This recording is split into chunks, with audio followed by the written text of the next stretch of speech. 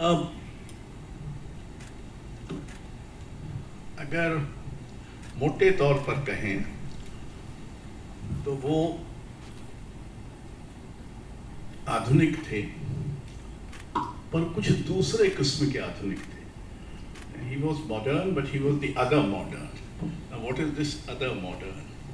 And I like to place him in a trinity from Madhya Pradesh, if you like. This is going to be a state parochialism. Since Bengal is known for its parochialism, so I thought I will transpose a Madhya Pradesh parochialism, and that is Kumar Gandharv, the musician, J. Swaminathan, the painter, who did not belong to Madhya Pradesh but was working there for a long while, and Habib Tanvir. Now, all these three in different areas not only interacted, I mean, the word interacting is all the three of them provided the much needed but the much missing dignity, prestige, and place in the contemporary art world to the folk and the tribal.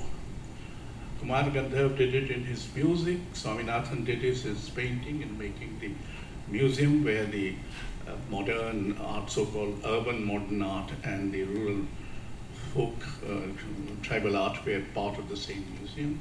And then his own work was influenced by the tribal motifs and expressions, and Habib Tanvir. So while he shared whatever you said, the interrogative spirit, the innovative zeal, the questioning mind, and all that, political consciousness of the modern, he brought some other kinds of elements. He did not believe, the modernism has suffered from dislocation and rootlessness and all that. Now, in his case, theatre could not take place without having deep roots in the community.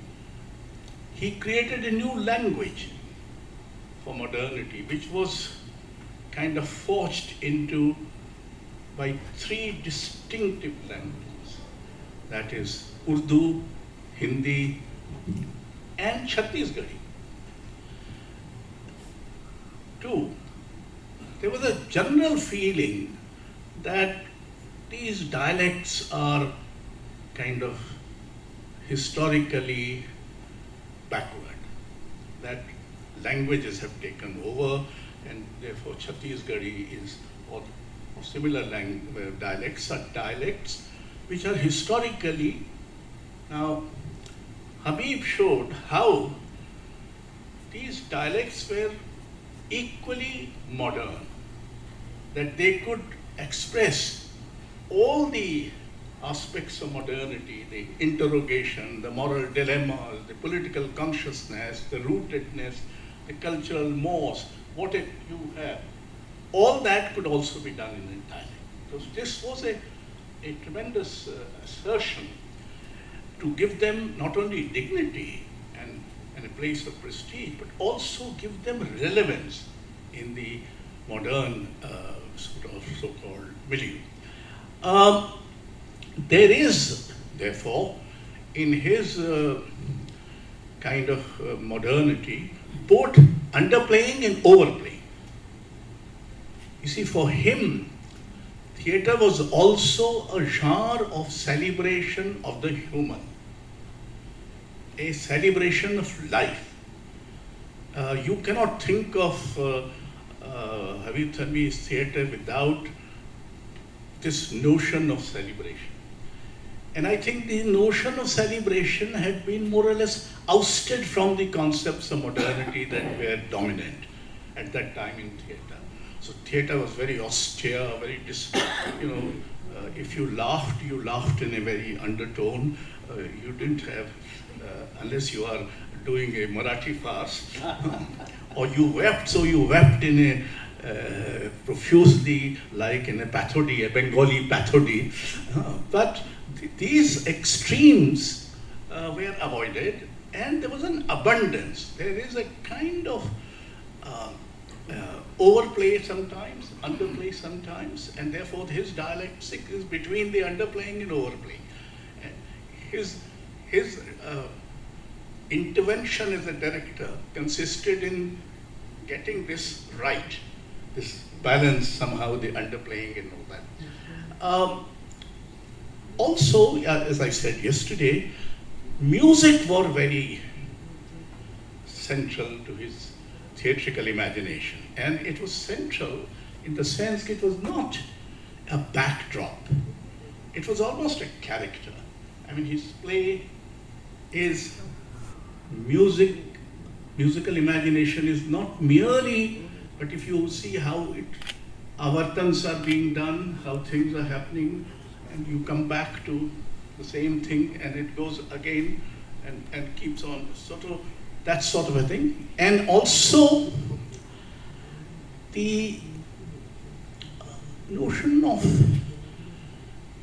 you see, unlike the great moderns, let's say Al-Qazi, Shambhu Mitra, Satyadev Dubey, these were the other moderns occupying the scene. None of them was a poet like Habib Tanvir. None of them was a playwright like Habib Tanvir. And none of them was an actor like Habib Tanvir. So his modernity was also a composite, because he himself was all these things, which others were not. Others were, I mean, they have their own place and their own contribution to modernity, etc. But here was a kind of an insideness to it. There's a kind of interiority in Habib's theatre, which is more or less missing in the dominant modernity. The dominant modernity created an interiority. You know, it forged an interiority. In case of Habib Tanvir, it was almost genetical, because it's natural to him, that interiority. He didn't have to create it. It was part of the... So, although his theatre is very much concerned with what's happening outside, what's happening to people, there is also this very rootedness, not merely in tradition, in conventions, in communities, but also there is a rootedness in terms of interiority. So I think this made him entirely, if not entirely, substantially different. Therefore, why don't we ever ask? I mean, I haven't heard, at least in theatre world also, in the last 30, 40 years, somebody saying modernity of Al-Qazi, or modernity of Shambhu Mitra, or modernity of Satyadev Dubey. You have never asked this. You have taken that. Why are you asking modernity of Habib Tanvir? As if there is something sort of ambiguous about it, or doubtful about it, or something not very clearly sort of defined or evident. So you don't ask those kinds of questions from this way. Also, I think the range that he created is astonishing. You compare him to all the best modern, their range is more or less limited. You say they might have produced 10 plays and they might produce 25 plays, something.